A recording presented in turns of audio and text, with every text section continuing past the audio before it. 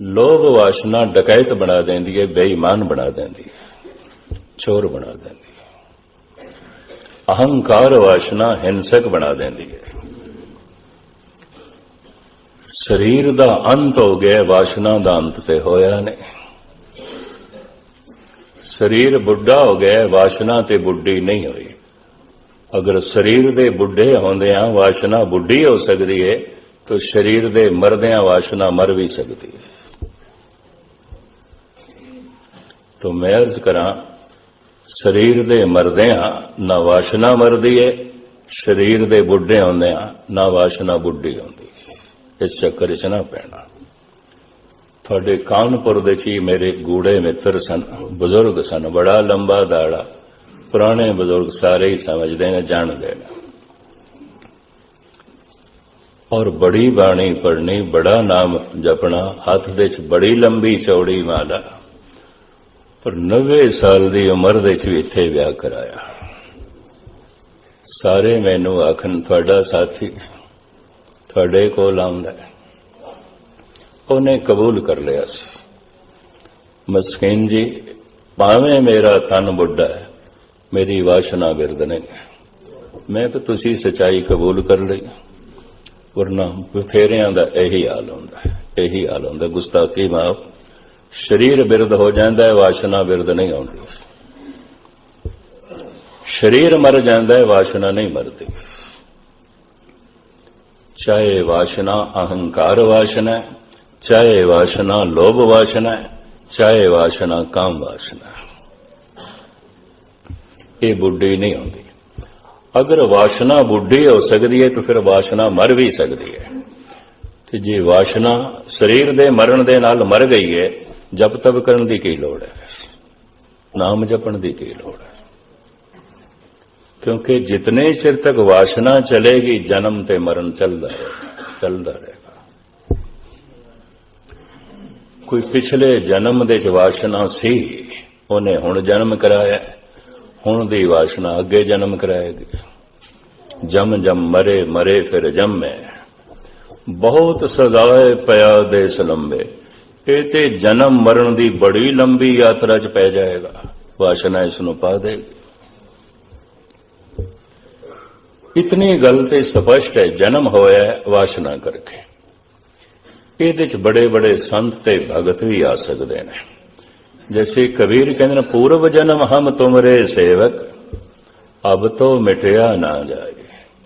हे प्रभु, सेवक ते मैं पिछले जन्म दे च भी सी, करदा रहा तेरी बंदगी, पर शरीर दा अंत हो गया सी, वासना दा अंत नहीं होया सी। फिर जन्म हो गया कबीर दा। हो सकता है तीजे पड़ाव ते होया होवे, दूजे ते होया। फिर मैं अर्ज करा, जिस पड़ाव ते अंत होया है, अगली यात्रा उत्थों शुरू होंदी है। और तीजे पड़ाव ते अंत होया है, ऐसे मनुख नूं पिछले जन्म दा पूरा ज्ञान होंदा है, पूरी समझ आउंदी है, मैं पिछले जन्म दे कौन सी। लगदा है सूफी संत शमस तबरेज दा भी किधरे अंत तीसरे पड़ाव ते होया होवेगा। वो कहंदा है, बाज आमदम ता यार राव मेहमां को नम। मैं कोई एक दफा इस संसार दे आया, बार बार आया, कई दफा आया। इन्हें अपनिया 9 मावां दे नाम भी लिखे ने, जिहदे च अंत दियां 3 मावां यहूदी ने। इसका मतलब पिछे किधरे यहूदी घराने च होवेगा। इसे ही बिना देते मुल्तान दे नवाब ने पुठी खल ला के शमस तबरेज नूं मारिया, शहीद किया। क्यों? इस्लाम बार बार दे जन्म नूं नहीं मनता। ईसाईयत, यहूदी, पारसी बार बार दे जन्म नूं नहीं मनते। ये सिर्फ भारत दे जिहड़े 4 धर्म पैदा होए ने, सनातन मत, जैन मत, बौद्ध मत ते सिख मत, ये बार बार दे जन्म नूं मनदा। वो भी मनन लग पिया सी, सच्चाई है। तो वो अपनियां 9 मावां तक दे नाम ही लिखदा है, प्यो दा क्यों नहीं। 90% मैं फिर अर्ज करा, मनुख दे च मां ही आउंदी है। मां ही होंदी। पिता का संबंध एक एक्सीडेंटल है, 9-10 महीने का गर्भ मां कोल है, फिर जन्म तो बाद भी पालना गोद मां दी है।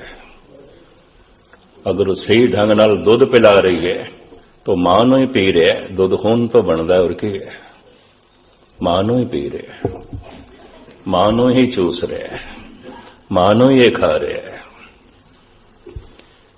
इस वास्ते दुध पिलाने वाली मां की सेहत कमजोर होगी, उन्होंने बहुत खाना पेगा, क्योंकि मां नूं एक बच्चा पी रहा है, मां नूं एक बच्चा खा रहा है। तो 90% बच्चे दे मां होंदी है। उसने मावां दे नां लिखे ने, 9 मावां दे। मैनू इस गल ते हैरानी, किसी भी एक पिता का उसने नां नहीं लिखा।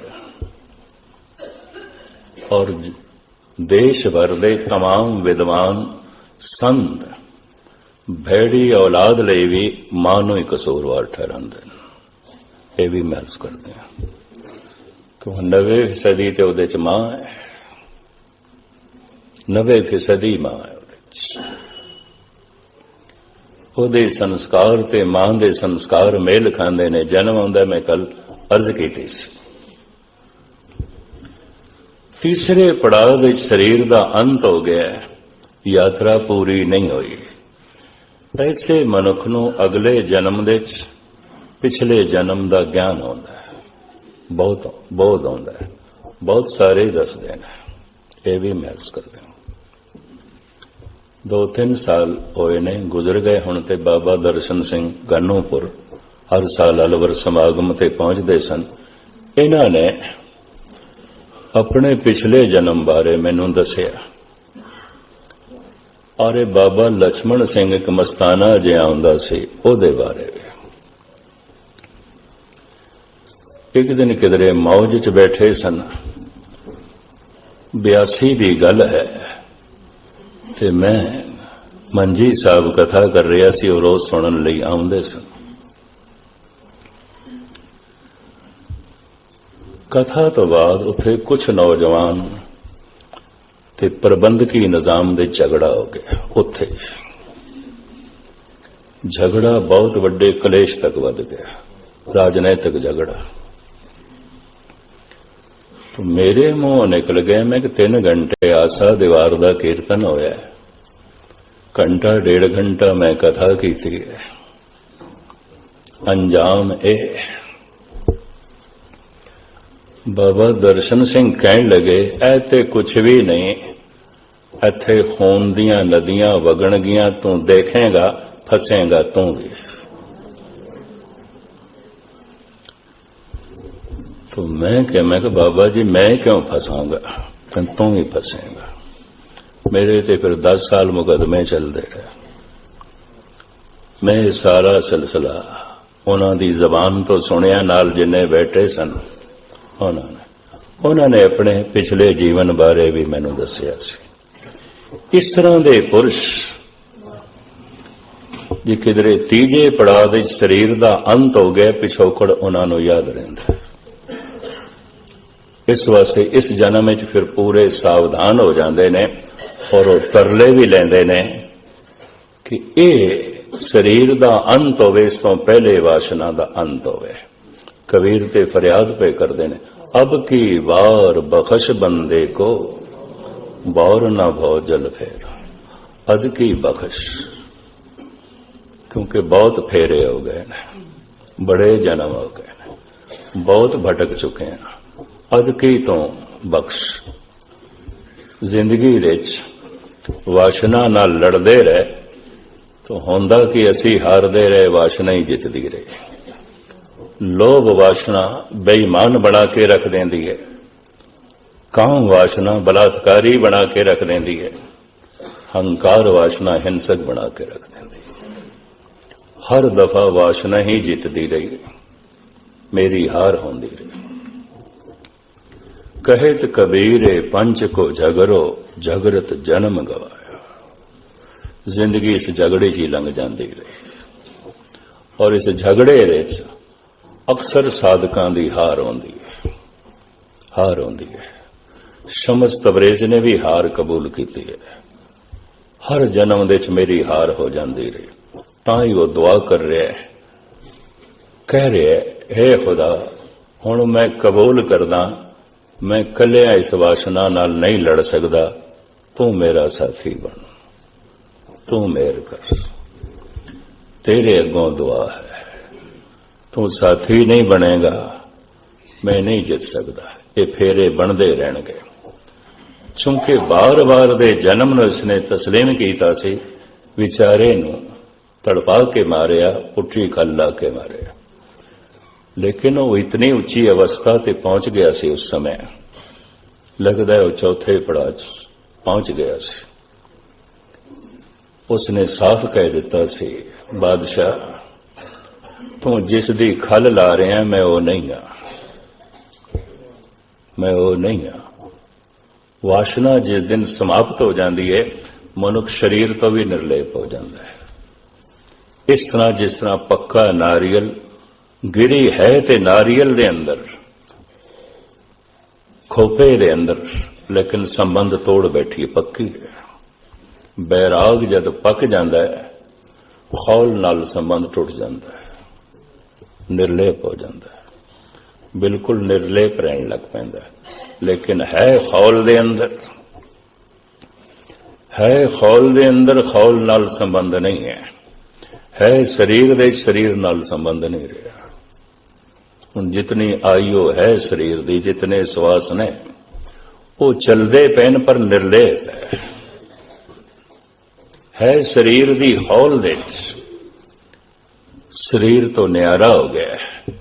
ऐसे मनुख दे कोई बंद बंद कट देवे मुस्कुरांदा रहेगा, ऐसे मनुख नूं कोई तत्ती तवी ते बिठा देवे हसदा ही रहेगा, ऐसे मनुख नूं कोई उबलदी देग दे च पा देवे वो भी प्रसन्न चित रहेगा, कारण शरीर नाल संबंध नहीं रह गया। बल्कि कुछ भगत ते कहंदे ने खौल छेती टुटे, संबंध ते रहा ने एवें चुकी फिरदियां खौल नूं। जिस मरने ते जग डरे मेरे मन आनंद, मरने ही ते पाइए पूरन परमानंद। जितने चिर तक जिंदगी दे च मौत दा भय है ते मरना आनंद प्रतीत नहीं आउंदा, इतने चिर तक समझ लो वासना चल रही है, चल रही है, और ये अगला जन्म भी करा देगी। बस यही फैसला है, इन्हें फिर भी जन्म करा देना है। जुग जुग मेर शरीर का, वासना बददा आवे जाए। परबल वासना जिहड़ी आउंदी है, उहदा केंद्र हंकार होंदा ज्यादातर। फिर हंकार दे अनेकां दिशावां बन जांदियां ने, यही मुड़ के फिर जन्म करा देंदा। हौ में एहा जात है, हौ में कर्म कमाए, हौ में एही बंधना, फिर जो नहीं पाए। बार बार जन्म, बार बार जन्म, बार बार जन्म। बार बार दा आवना हंकार वासना करके आउंदा है, बड़ी प्रबल है, बहुत प्रबल है। हंकार वासना दे ग्रसिया होया मनुख कहंदा है, मैं हाँ, मैं हाँ, मैं हाँ, तू की है, तो कुछ भी नहीं। वो किसी नूं गिणती मिणती च नहीं लैंदा। मैं हाँ, मैं हाँ, पर किरती भी कहंदी है, ठीक है तू रह, जमदा रह, मरदा रह, तू है।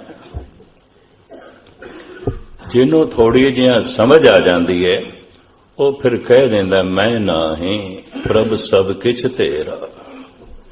मैं नहीं, मैं नहीं, तू है, तू करता, तू गाया, मुझ में रहा ना हूं, मैं नहीं हाँ, तू है। हंकारी मैं हाँ, तू कौन है, तू कुछ भी नहीं। बस यह जिंदगी नूं वंडना होवे तो सारा जीवन इन्हां दो हिस्सियां च वंडिया होया है। बहुतात मैं हाँ, मैं हाँ, मैं हाँ। मेरा तन, मेरा धन, मेरी कुल, मेरी जात, मेरा इल्म, मेरा ज्ञान, मेरी ताकत, मेरा स्वप्न, मेरा मेरा बहुत सारे बीजां तो पैदा हो सकता है। तेरा तेरा ते सिर्फ एक ही थां तो पैदा होएगा, तू प्रभु तू है, तू है, तू है, मैं नहीं हाँ। इस संबंध मैं थानू भाई गुरदास जी का एक सवैया सरवण करावा। सामने आ गए ने, भाई साहब की छवि सामने आ गई है। उन्होंने हर उस चीज तो इनकार कर दिता है जिस तो हंकार पैदा हो सकता है। मैं हाँ, मैं हाँ, मैं हाँ, इस तरह की हर चीज तो इनकार कर दिता है। सवैया उन्होंने ये बड़ा कीमती है और इस तो पता चलता है भाई साहब की पहुंच बड़ी गहरी है। एवं नहीं उन्होंने बाणी नूं कुंजी आख्या गया, उन्होंने बाणी नूं कुंजी आख्या गया, शब्दां नूं खोल दिए। कोई शब्दां दा अनर्थ ना करे, बिखड़े शब्दां नूं खोल दिए। 150 शब्दां दा टीका भाई गुरदास जी ने कीता है। तो टीके तो मतलब है शब्दां नूं खोल दिए, इस वास्ते उन्होंने बाणी नूं कुंजी आख्या गया। उन्होंने सवैया रूपहीन, कुलहीन, गुणहीन, ज्ञानहीन, शोभाहीन, भागहीन, तपहीन, बावरी। एक पंक्ति चितना। मनुख दे कोल स्वप्न दा रूप दा भी बड़ा मान होंदा है, हंकार। जह प्रसाद तेरा सुंदर स्वरूप, सो प्रभ सिमरो सदा अनूप। बहुत सुंदर मनुख, ओदा ध्यान अक्सर अपनी सुंदरता ते केंद्रित हो जाता है, उत्थे ही टिकिया रह जाता है। उस अरूप नूं याद करना, उदा चिंतन करना उहदे लई औखा हो जाता है। क्यों? वो अपने रूप विच फस जाता है, अपने रूप विच जुड़िया रह जाता है। वो अरूप है परमात्मा, सारा रूप उसे तो आउंदा है जिहदा कोई रूप नहीं, सारा आकार उस तो आउंदा है जिहदा कोई आकार नहीं, सारे रंग भी उसे तो आउंदे ने जिहदा कोई रंग नहीं है। ये भी महर्स करते हैं। हर वो आकार उस तो आ रहा है जिहदा कोई आकार नहीं, ते हर आकार अंत दे उत्थे समा जाता है जिहदा कोई आकार नहीं, निराकार। मुख्तसर में अर्ज करा। भाई साहब कहने ने रूप करके मनुख हंकार कर सकता है, ये प्रभु अपने कोल है ही नहीं। रूपहीन, कुलहीन, फिर बंदा कुल दा मान करता है। साडी जात उच्ची है, थोड़ी की जात है, कुछ भी नहीं, तू की है, अपने कुल बहुत उच्ची है। भाई साहब कहते हैं साडी कुल भी कुछ नहीं, भावें सोडी सन, बड़ी उच्ची कुल दे मालक, कहते अपनी कोई कुल भी उच्ची नहीं है। रूपहीन, कुलहीन, गुणहीन, ज्ञानहीन, फिर हंकार शिखरता नूं छूंदा है गुणा दे आसरे ते। गुणवान बंदा होवे ते हंकारी ना होवे, ऐसा हो नहीं सकता। या इंज समझ लो, ये बंदा कितना हंकारी होवेगा, देख लेना कितने गुणा दा मालक है। गुणवान हंकारी होंदा है, उसका की माप औगुणा दे आसरे ते हंकार यात्रा कर ही नहीं सकता। औगुणा दी असवारी हंकार कर ही नहीं सकता, गुणा दी असवारी करता है। मैं दोहरा दें, एक बंदा चोरी का की मान करेगा कि मैं माड़ा मोटा चोर नहीं, बहुत बड़ा चोर हाँ। चोरी दे आसरे ते हंकार यात्रा नहीं कर सकता, पर मनुख कह सकता है मैं माड़ा मोटा दानी नहीं, बहुत बड़ा दानी है। और हर एक को पता होना चाहिए, तो फिर दीवार ते भी लिखाएगा ऐना मैं दान दिता। हर एक को पता होना चाहिए मैं दानी हूं। दान दे आसरे ते हंकार यात्रा करदा है, ते जिन्ने चिर तक दान दे चों अभिमान पैदा हो रहा है, ये दान भगवान नाल नहीं जोड़ेगा। तीरथ वर तर दान कर, मन में धरे गुमान, नानक ने फल जात ते, ज्यों कुंचरे सना ते हाथी दा शनान हो के।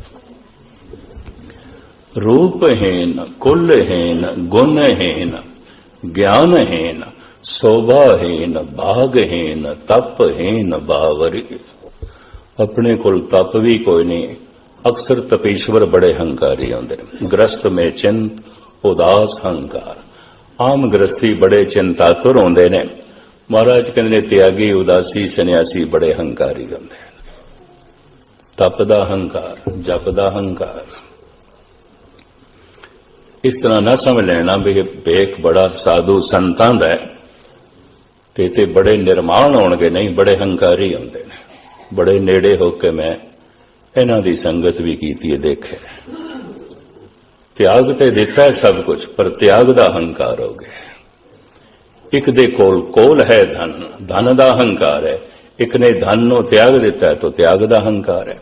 तो कबीर कहते ने माया तजी तो क्या भया, जो मान तजा नहीं जाए।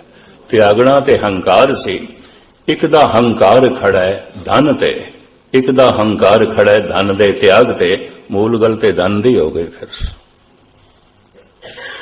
धनवान हंकार कर रहा है धन दा, त्यागी हंकार कर रहा है धन दे त्याग दा। मैं इन्ना त्यागया, मैं इन्ना वड्डा त्यागी। तो दोहां दी पकड़ ते धन दे छी हो गई। ग्रस्त में चिंत उदास हंकार।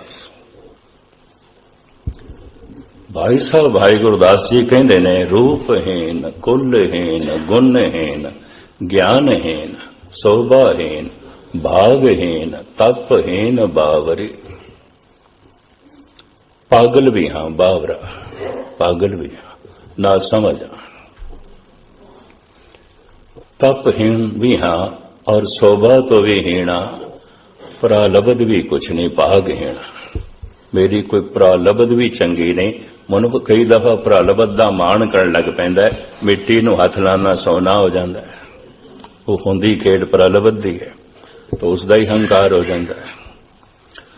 भाई साहब कहते अपनी प्रालब्ध भी कुछ नहीं। जिस चीज के उत्ते हंकार यात्रा कर सकता है, भाई साहब सब तो इनकारी।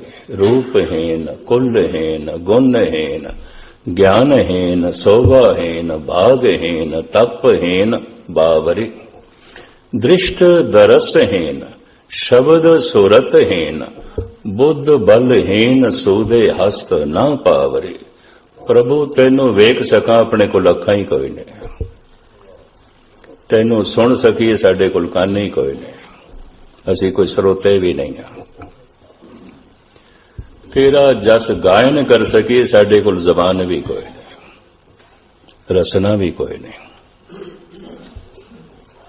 किसे नो बहुता पाठ करन दा कीर्तन करन दा हंकार हो सकता है जबान नाल।